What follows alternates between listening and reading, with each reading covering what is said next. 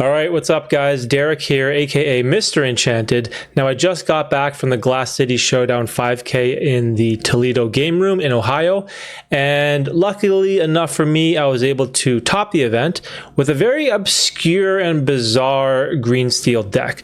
And so I wanted to make a deck report video and talk about the deck that I played, the reasoning for the list, and why it is so funky. And so if I just share my screen here was the Glass City Showdown 5K.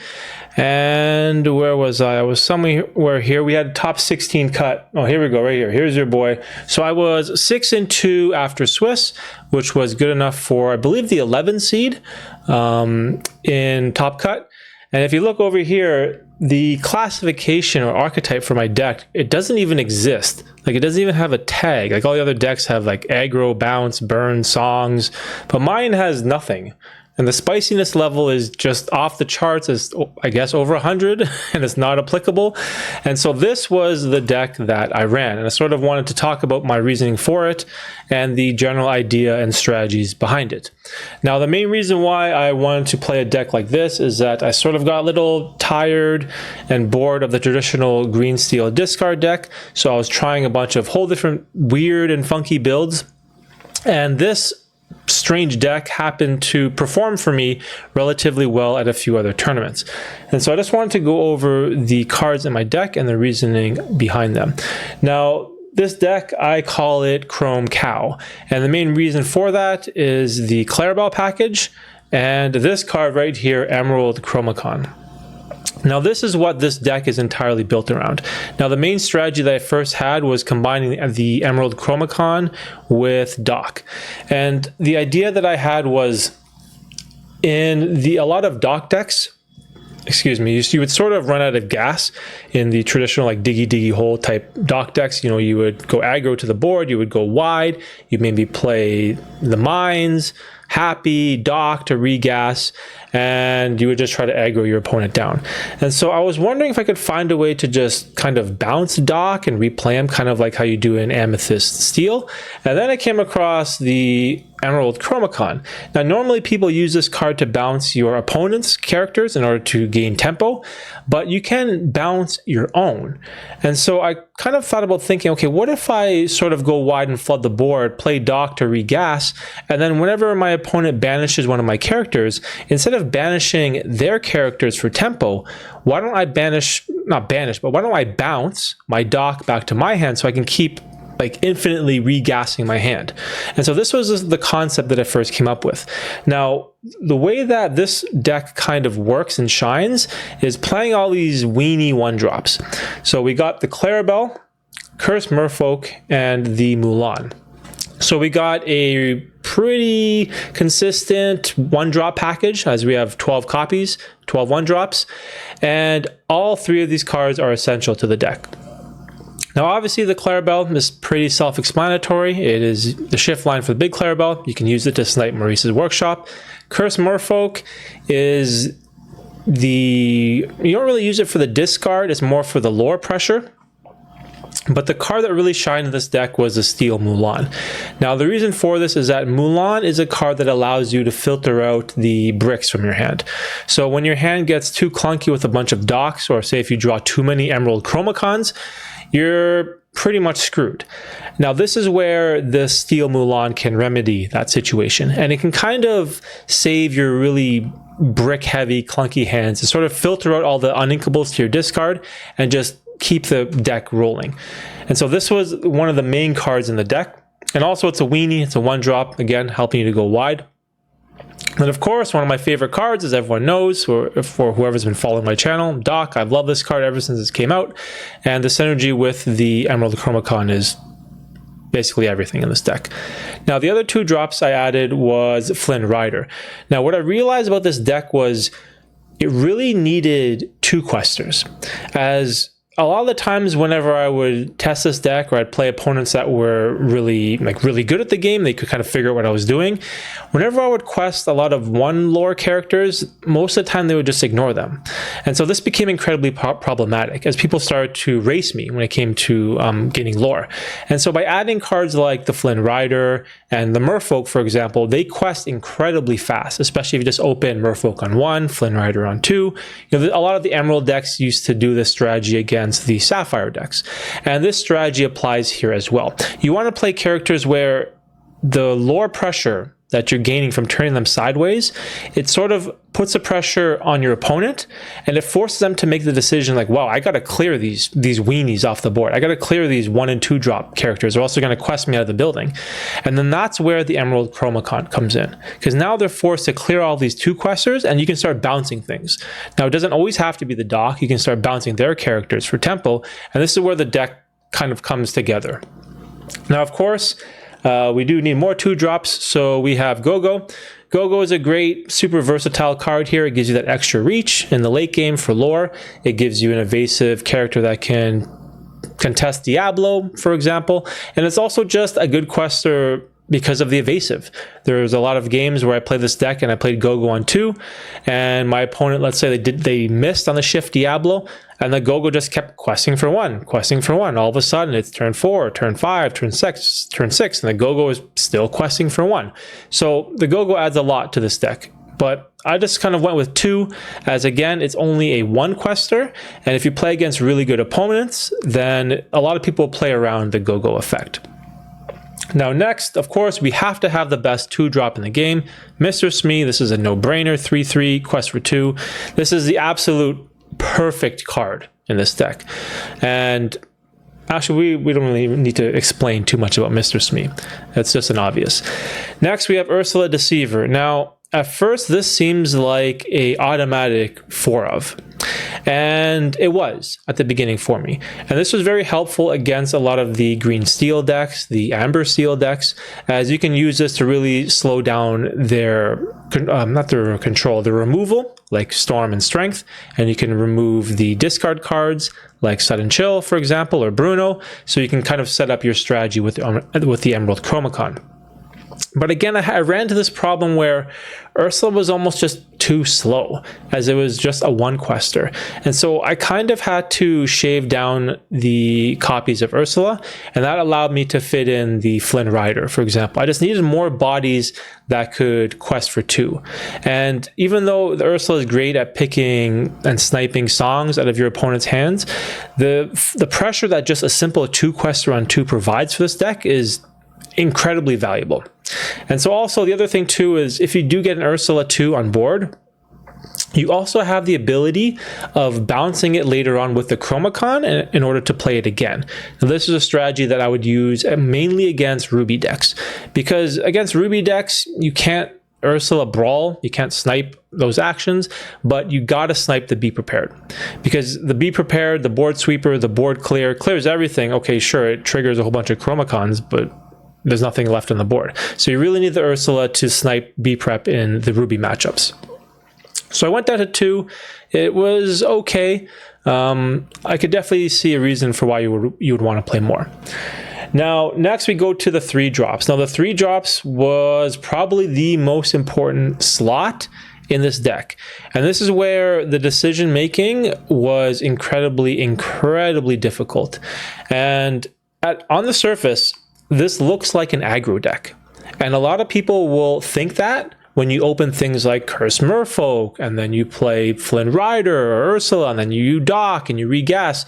Most people are conditioned to immediately think that you're playing aggro or some type of hyper aggro.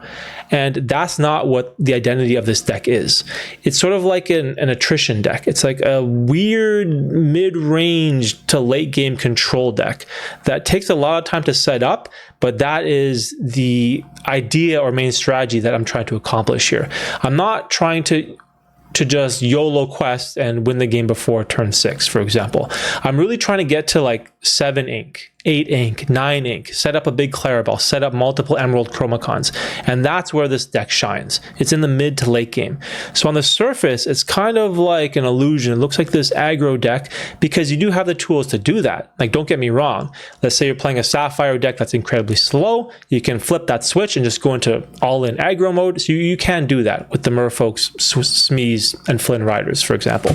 But that is not the main idea or the main strategy that I had surrounding this deck. And this is where the 3 drops the decision on 3 was the most crucial part of this entire deck, because not only is your main line the 3-cost Emerald Chromacon, but you also have things like Kit. Now, Kit is incredibly important, not only just to bounce Diablo, but this allows you to stall a turn to set up your game plan for later. And so a lot of the lines that I would normally take in this with this deck, I would try to open triple 1-drop into a Chromacon. So say, for example, I'd open, I don't know, like a Merfolk on 1, and then on 2, I would open a Clarabelle and a Mulan. So I have 3 characters on board, so that turn 3 I can drop the Chromacon. Now I have 3 potential characters to bounce and activate the Chromacon trigger. So that was one line that I would try to go for. Or the other line is you would just go simple, curve out 1, 2, 3, and then on 4, play a Chromacon with another 1-drop. And in order to do that, your 3-drop is incredibly, incredibly crucial for that. So if you were going for the triple 1-drop into Chromacon, that's fine. But if you're going the 1, 2, 3 and then Chromacon plus 1, this is where you really want to play Kit. Because Kit allows you to stall out to get to turn 4 and then set your Chromacon a turn later. And then in order to activate the Chromacon, your opponents will sort of figure out what you're trying to do, and they'll start questing instead of challenging. And this is where Lewis comes in. Now, when Reign of Jafar came out and I was looking through all of the Emerald and Seal cards, I saw this card, Lewis, like this alligator, or what is he? Yeah, he's an alligator, right? And I immediately loved it. I was like, holy shit, this card is insane. It has the Jock and Lyle effect, but it's a 4/3 body. So, and the problem with Lyle and Jock was that Lyle's a 2/4, I believe, and Jock is a 1/4. So you give something reckless on 3, but then you have to exert something that you either played on 1 or 2, and usually those characters have really low strength. And so they just get like traded, banished, and then you just bounce one of their things. Whereas the Lewis, not only do you give one of their targets reckless, but he enters play exerted and he has 4 strength. So they'll trade into the Lewis, and the Lewis will probably banish that character, and you can also bounce on top of that. So you can get rid of 2 things from their board. And that's where this whole deck came together. I was like, holy shit, this Lewis card is amazing. And I didn't really see anyone talking about it at all. As you know, in most typical Emerald decks, it seems like a junk card. It seems like a garbage card that no one would even want to play. But for this deck that I was building, this was everything. This was amazing. And so I started off with 4 copies of the Lewis. And eventually I took 1 out to add 1 Lyle. And the reason for this was for the, I want to say Amber Steel, what's that hamster called? What's the hamster? The 1-drop hamster that shifts on 2. Oh my gosh, I can't believe I'm blanking on his name. The stupid hamster with 4/3 has resist 2. Probably getting roasted for not remembering its name. But anyways, that deck, the Amber Steel aggro deck with the hamster. That deck causes me a lot of issues because they could just quest and kind of out quest me, and just ignore the Chromacon, just turn everything sideways. And then the other deck was the Trinidogs deck, the green-yellow deck. Again, same issue.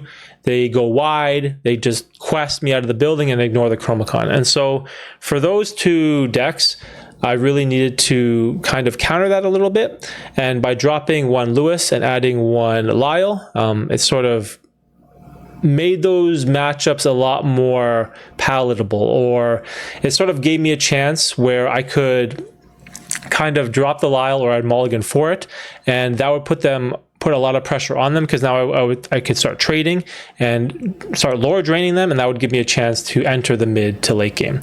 Again, this is the whole idea here, is I'm trying to get to the late game. I'm trying to get to 6, 7, 8, 9 ink, believe it or not. This is not knowing that hamster's name is really bothering me right now. I kind of want to look it up, but I'm sure it'll come to me. Also, yeah, we did have one other 3-drop, and that is good old Pete. Again, nothing revolutionary here, nothing too crazy. Pete, just a great card. Dropping Pete on 3 to prevent a Prince John or to prevent a Ursula 3 from double singing Chill, was a lot of the reasons why I would use Pete, or even just late game to stop B prep. You know, everyone knows Pete's such a great all-around card. And also you had the option of bouncing the Pete back to your hand with the Chromacon, so you can do the whole Pete and repeat thing that a lot of the purple steel decks do. Now, I think that's all the 3 drops. Now we're going to the 4 drops. And again, this is another super spicy card that I heard no one talking about, that no one plays or no one even thinks it's good. Most people had to read this card whenever I played it, even though it just came out in the new set. And when I saw this card, I loved it right away. Again, on the surface, it looks like trash. It looks like some junk noob card that you might play in Sealed, for example. Because it's just the 3/2 body, gets taken out by Storm. And sure, it has the Clarabelle effect of drawing a card, you know, the 3-cost Clarabelle. But it quests for 2.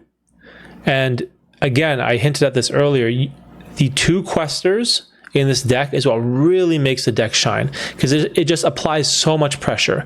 And also the gadget just gives you this extra gas. And now before I was like, why would I play gadget Hack Wrench? I'm running the Clarabelle package. Why don't I just replace 4 of these gadgets with 4 of the middle Clarabelle, the 2/3 draw card? And it was just too slow, because it only quested for 1. There's just so much inherent value in having a 2-quester on the board with the Emerald Chromacon active, because you just apply so much lore pressure to your opponent, and you put them in a position where they have to slow you down. But if they do, then you're going to start bouncing all their board. And so it puts them in this very precarious situation, and that's what you want to do with this deck. A lot of people get frazzled, they'll make mistakes, they'll get confused, they'll start tanking really long, because the interaction with Emerald Chromacon is really annoying. It's because not only is it going to bounce something, you don't know what I'm going to pick. Because sometimes you may banish one of my characters. Yeah, sure, I'm going to bounce your board, gain tempo, but what if I bounce a Pete? Then I can just repeat you. Or what if I bounce my dock and I can just refuel? Or what if I bounce a gadget and I could play it again and get more card draw? It just adds so much decision making to the game that it's chaotic and it causes confusion. And that gave me a huge edge, because a lot of the times, a lot of my opponents, whenever I would play them with a deck like this, they would just get confused and make mistakes. Even good players, really good, smart, strong, calculated players made some bizarre mistakes against this deck, especially when the Emerald Chromacon was out. Now, the other reason why this gadget is so valuable is that it's the only 4-drop. And it was the only 4-drop that I could really fit, because my other 4-drop, quote-unquote 4-drop, was the Emerald Chromacon and a 1-drop. So I essentially had 2 4-drop options. It was play the gadget, to re-gas, to draw a card, and also have a 2-quester, or I would play the Chromacon 1-drop line. And now we're getting into the 5-drops. And this is one of the MVPs of the card, is Crickety. Now, originally, I only ran like 1 copy of Crickety, and then I eventually put 2, and then I ran 3. And this card is just incredibly, incredibly valuable. Not only is it a 3-quester, but you're going to get to a point where your opponent realizes what's going on, and they're going to be like, oh, why should I start challenging and banishing your stuff? You're just going to bounce all my characters. Forget it. I'm just going to turn everything sideways, quest, and race you. And that's perfect. Because now that's when you play Crickety, you buff up all your weenies. You buff up the Mulan or the Merfolk or the Go-Go or even the Ursula, and you can just swing and clear their board. And again, they know that you have this possibility of dropping a Crickety, and now they're stuck between a rock and a hard place, and they have to make a decision. Like, do I just quest? Do I banish something? Do I hope he doesn't bounce it? Like, it's such a bizarre game state that occurs once the Chromacon drops down on the board. And the Crickety, it saves you in so many positions where your opponent can just out quest you. And the other reason why it's also really good, it's your answer to McDuck Manor. As I learned this the hard way, there was a tournament in Canada a couple weeks ago called the ECS 1.5K, and I basically lost to a Blurple deck because of McDuck Manor. They dropped the Manor, and I just couldn't find a way to clear it. I did have 2 Cricketies in my deck, I believe, and so I just needed to find that Crickety. It's just so vital to the mid game for this deck, and so that's why there's 3. Now we do have 2 more 5-drops, and this was another funny card. The Goofy, I don't know, with Ward, Shipwright or whatever it's called, the 1/4 with Ward, quest for 3, and has that same effect as the Sapphire Alice, that whenever it quests, you give something else Ward. Now, this card is horrendous against Big Sisu, obviously. However, if you're not playing a Ruby deck, nothing can touch this Goofy. And it's amazing. The reason why is as soon as you drop it, you know you're going to get 3 lore from that Goofy no matter what, because no one can touch it because it has Ward. And the other thing that's awesome is I would try to set up the Goofy and then shift the big Clarabelle on the following turn, because you could drop Goofy, pass or whatever, let your opponent do whatever they want to do. Then on your turn, you shift Clarabelle, you quest with the Goofy, get your 3 lore, and then you give the big Clarabelle Ward. And then you don't quest with the big Clarabelle. And then you gas and you draw like a ton of cards. And now the Clarabelle has Ward. It's going to be incredibly sticky, especially if you don't quest it. And you can dump your hand again and get a second trigger of the Clarabelle effect. Because what you'll notice is that as soon as you drop the Clarabelle, everyone knows you have to answer that right away. Like Ruby players will just play their B prep. Sapphire or Blurple players will play Hades. There'll be, what else gets rid of Clarabelle? What's the Amber song? World's Greatest Criminal Minds. Like there's a lot of answers in a lot of top meta decks that can get rid of the Clarabelle. Like say, for example, a red-blue deck with double Sapphire Coil. You know, ink, you double Sapphire Coil down the Clarabelle, and bam, you can clear it with your strength-based removal. And so the Goofy was key in not only guaranteeing that 3 lore, but giving your big Clarabelle two triggers or 2 rounds of drawing cards, and that was just game-breaking. Now after that, we had again another funny card, 2 John Silvers from Chapter 1. Now this card seems really bad. It seems really out of place, kind of bizarre. It's really expensive as it costs 6. Like why would you have this in an aggro deck? And again, it's not an aggro deck. I'm trying intentionally to get to 6, 7, 8 ink. Like this deck inks really, really well. It's very strange. You'll see it if you ever try it. And so there are a multitude of times where you'll have 6 ink, and John Silver is a perfect answer because it gives you the Lewis and Lyle effect, because you're going to realize that you really need to create this interaction where your opponent has Reckless and they have to attack. And what I noticed is that having only 4 characters to do that, the 3 Lewis and the 1 Lyle, it's just not enough. And you need something more in the late game. So I added 2 John Silvers. So now I have 6 characters, which gives the Reckless effect. And not only that, when you drop down John Silver, a lot of people just ignore it. They don't even clear it. They're just like, oh, this is a John Silver. This is a 5/5. Okay, whatever. And they kind of just go about their turn. But then when it comes back to me and then I quest, it gives a Reckless effect again. And then all of a sudden they're like, oh shit, that thing gives Reckless twice. And so whenever you get that interaction off again with the Chromacon on board, it's incredibly, incredibly valuable. Now in this slot, you do have a lot of flexibility. As previous, I was running the Emerald Steel Dual Ink Maui, as that card was really good at clearing out a whole bunch of locations or clearing out all of Red Blue's items.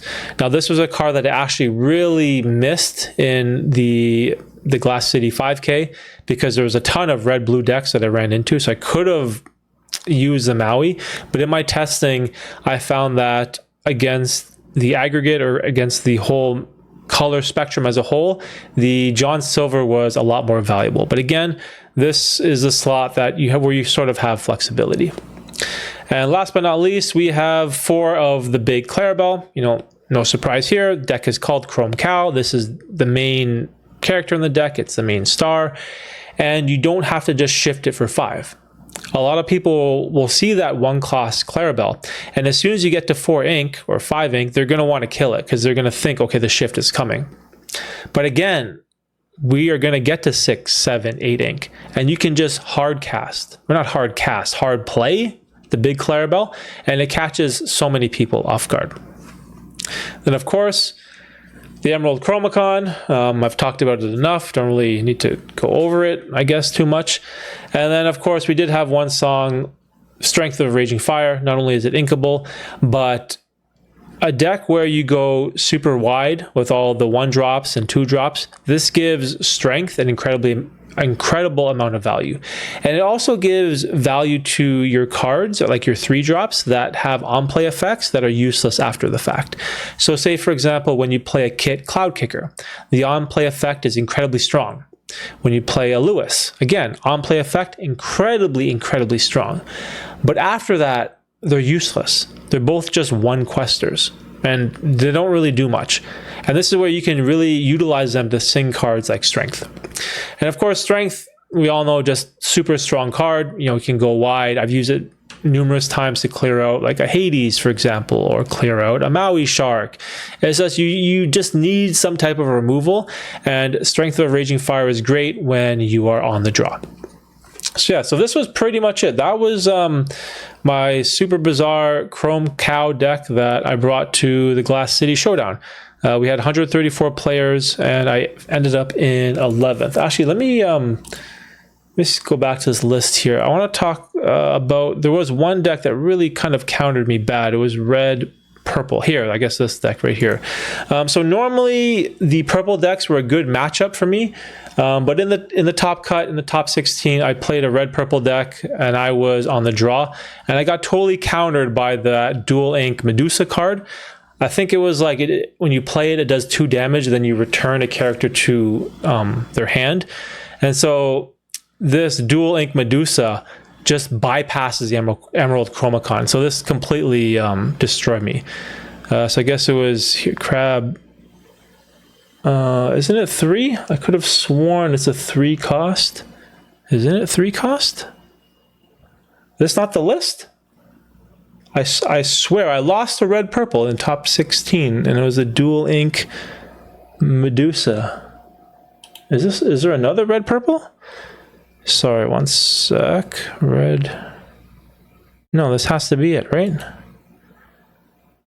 Okay, anyways, well, I don't know what happened there, but I got wrecked by Dual Ink red purple Medusa, and I don't know, it's not here. But anyways, so yeah, so it was a great tournament for me.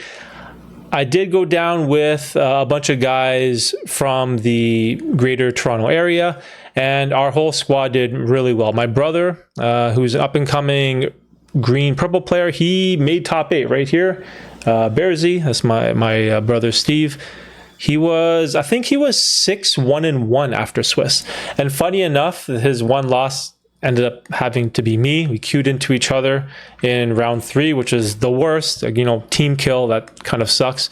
But yeah, he killed it. He went 7-2. I believe he lost to Jonathan Williams in top 8. And then Matt Peddle, Mr. Haymaker right here, who was on the TV table or the stream table pretty much the entire day. Just king of the hill, green steel master, just absolutely crushed it. So our guys did like amazing, the whole team that we went up with. And Diego too, level 9001. Unfortunately, me and Diego, we queued into each other in round 8. So again, another team kill. So it was like either me or him were going to advance. So, you know, that kind of sucks. And then he super mega giga bricked against me in game 3. And yeah, I was lucky enough to just kind of take it from there. And then of course, Dale as well. Dale, who missed top cut by 1 win. I believe he lost round 8. Yeah, right here. Wait, where was he? I think he was 5-3. Dale, where you at? Right here. Dale Toledo, Green Steel Master, you know, 1 win off making top cut. Diego, 1 win off making top cut. And also we traveled with Shadox, our boy Josh, and he kind of had a rough day and dropped early. But aside from that, our squad, yeah, we did really well. And I was incredibly happy that a obscure deck that seems really bad on the surface can be successful if you pilot it well and have a strategy that puts your opponents in very awkward situations. And so even though a deck like that Dale brought or Matt brought, you know, the more typical, more standard green steel discard, obviously that's a way better deck than mine, and they are way better green steel players than I am, and I'm lucky enough to play in an area where I can, you know, play with guys like this of this caliber and learn from them. But also, I think it's really important in Lorcana to play to your strengths and not only just copy everyone else. Sure, I could always just copy Dale and Matt's green steel deck. You know, they're probably two of the best green steel players in the entire world. But also there's something to be said about, you know, trying new things, you know, thinking for yourself, trying to think of something out of the box, something unorthodox, something strange, something a little funky. And that can give you an advantage.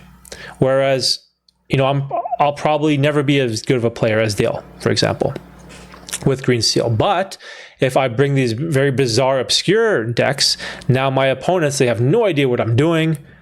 It's probably going to be too late until they figure out how the Emerald Chromacon interaction works with the strategy or the plan that I have in play. And that's an advantage for myself. And that's one of my strengths as a deck builder, is that, you know, don't be afraid to bring something funky, even to a big event like this. You know, at first I was sort of questioning myself, and man, we're driving 5-6 hours to Toledo, and I'm going to bring this jank garbage Chrome Cow deck.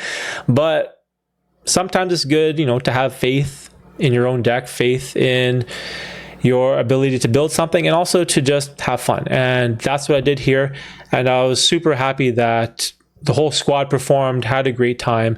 And also to everyone who kind of stopped and said hi, or said, like, hey, you know, I watched a YouTube channel. I was, you know, kind of shocked, really, because my channel is small and I don't post that often.